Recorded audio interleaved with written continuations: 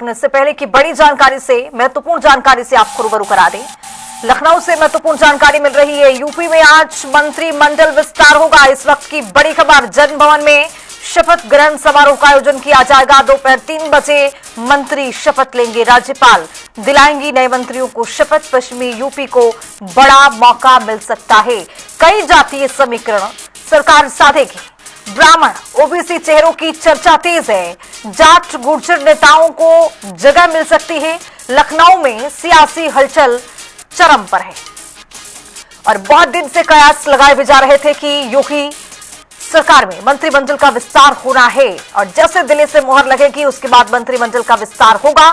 कई बार देखा गया कि राष्ट्रीय राजधानी दिल्ली के दौरे पर उत्तर प्रदेश के मुख्यमंत्री योगी आदित्यनाथ रहे और गहनता से विचार किया गया। उसके बाद आज वो दिन जब मंत्रिमंडल का विस्तार होगा। दोपहर 3 बजे मंत्रिमंडल का विस्तार होने वाला है।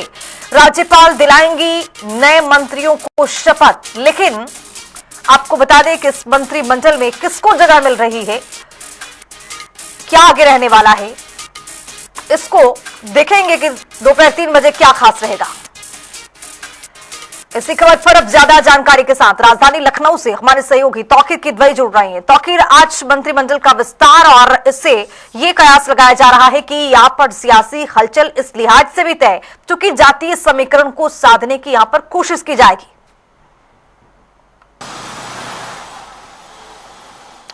जी बिल्कुल, देखिए ये बहुत बहुप्रतीक्षित क्षण है क्योंकि लंबे समय से कयास लगाए जा रहे थे कि मंत्रिमंडल विस्तार होगा और जो सहयोगी दल है खासकर भाजपा के साथ ही, चाहे वो अपना दल हो या संजय निषाद की पार्टी हो या ओम प्रकाश राजभर हो, उधर उनकी तरफ से भी बहुत प्रयास किए जा रहे थे कि मंत्रिमंडल विस्तार में उनके और लोगों को जगह मिले। फिलहाल ये समीकरण बदलता नजर आ रहा है। ये माना जा रहा है कि भारतीय जनता पार्टी की तरफ से ही मंत्रिमंडल विस्तार होगा और भाजपा के ही नेताओं को नए मंत्रिमंडल में जगह मिलेगी। और इसके अलावा जो बागी विधायक हैं समाजवादी पार्टी से जो छोड़कर अनऑफिशियल जो भाजपा में शामिल हुए, उसमें से 2 चेहरे ऐसे हैं जिनको आज मंत्रिमंडल विस्तार में जगह मिल सकती है। सबसे बड़ी बात यह है कि मनोज पांडे जो विधायक थे रायबरेली से, और पूजा पाल जो चर्चाओं में आई थी मुख्यमंत्री की तारीफ करने के बाद, प्रयागराज से विधायक हैं, उन दोनों को लेकर चर्चा है कि उन्हें मंत्रिमंडल में जगह मिल सकती है। इसके अलावा भूपेंद्र चौधरी जो पूर्व प्रदेश अध्यक्ष हैं भाजपा के, उन्हें तय माना जा रहा है कि इस मंत्रिमंडल में जगह मिलेगी।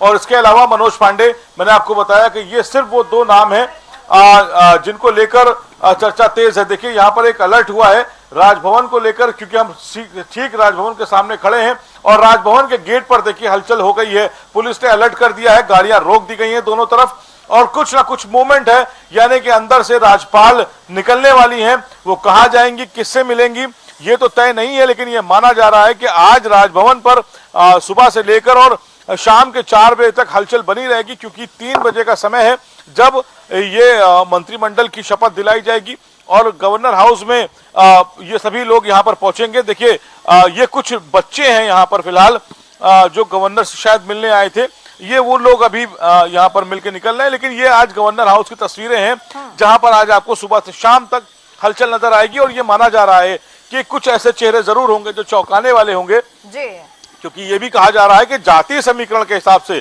क्योंकि 2027 का जो विधानसभा चुनाव है उसको लेकर ये माना जा रहा है कि ये मंत्रिमंडल विस्तार काफी अहम हो जाता है और यहाँ पर उन चेहरों को जगह मिलेगी, क्योंकि समाजवादी पार्टी लगातार पिछड़े दलित अल्पसंख्यकों की बात कर रही है। पीडीए फॉर्मूले को लेकर अखिलेश यादव चल रहे हैं, तो कहीं ना कहीं लोकसभा के 2024 के चुनाव में जो डेंट भारतीय जनता पार्टी को लगा है उसकी भरपाई के लिए यहाँ पर उन चेहरों को जगह मिलेगी जो इन्हीं समीकरणों को काट सकते हैं। और जो दलित और ओबीसी वर्ग के जो लोग हैं, ये माना जा रहा है कि अगर 6 मंत्री बनाए जाएंगे तो 4 इस वर्ग के इस नए मंत्रिमंडल में शामिल होंगे। इसके अलावा एक कयास और भी लगाया जा रहा है कि मंत्रिमंडल में इस बार विभागों का बंटवारा भी अलग अलग होगा। जिनके पास विभाग हैं उनसे कुछ विभाग छीने भी जा सकते हैं, कुछ को शांत भी किया जा सकता है, कई मंत्रिमंडल छीने भी जा सकते हैं। तो फिलहाल ये बताया जा रहा है कि आज का जो मंत्रिमंडल विस्तार है ये पूरी धुरी है आने वाले 2027 विधानसभा चुनाव के। बिल्कुल तौकीर, देखा गया कि इस मंत्रिमंडल विस्तार पर पहली प्रतिक्रिया अखिलेश यादव ने दे दिया है। अखिलेश यादव कह रहे हैं कि कुल मिलाकर यहाँ पर युवाओं और महिलाओं का जिक्र होना चाहिए और क्या ये देखना बहुत दिलचस्प होगा कि जिस तरह से अब ये मंत्रिमंडल का विस्तार हो रहा है योगी सरकार में, इसको लेकर किस तरह से आगे सरकार की रुख रहती है, किस तरह से मंत्रालय के यहाँ पर बंटवारा होगी और किस तरह से आगे का रूपरेखा तैयार किया जाएगा। लेकिन कुल मिलाकर अखिलेश यादव ने जिस तरह से पोस्ट किया है उसको आप कैसे देख रहे हैं? देखिए जब से ये महिला बिल लोकसभा में गिरा है, महिलाओं को राजनीति लेकर जो तेज हो गई है फिलहाल उत्तर प्रदेश में, खासकर क्योंकि चुनाव है कुछ समय बाद, यहाँ पर महिलाओं का जिक्र ज्यादा छिड़ गया है। डिप्टी सीएम ब्रजेश पाठक से जब एक पत्रकार ने पूछा कि जब पश्चिम बंगाल में आपकी सरकार बनी तो वहां पर महिला किसी मुख्यमंत्री को क्यों नहीं बनाया गया, तो नाराज भी हो गए थे। और अब क्योंकि मंत्रिमंडल विस्तार है, ऐसे में कितनी महिलाओं को जगह मिलेगी, इसको लेकर भी सवाल खड़े हो गए। लेकिन ये माना जा रहा है कि समाजवादी पार्टी की ही बागी विधायक पूजा पाल सिर्फ इकलौती महिला इस पूरे मंत्रिमंडल में हो सकती हैं। और भारतीय जनता पार्टी की तरफ से फिलहाल अभी महिलाओं को लेकर किसी नेता की चर्चा नहीं है, लेकिन जिन नेताओं की चर्चा है उसमें महेंद्र सिंह है, रामचंद्र प्रधान है और इसके अलावा जो पूर्व मंत्री रहे हैं 2017 से 2022 के बीच अशोक कटारिया, उनको लेकर चर्चा है।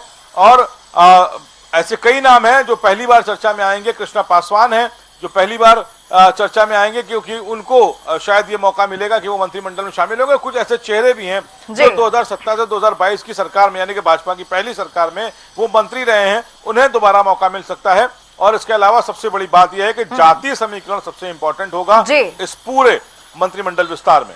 तो आखिर इस मंत्रिमंडल से जाहिर तौर पर आगामी विधानसभा चुनाव की रणनीति अख्तियार तो की जाएगी, लेकिन क्या पश्चिम में यूपी को भी साधने की कवायद है?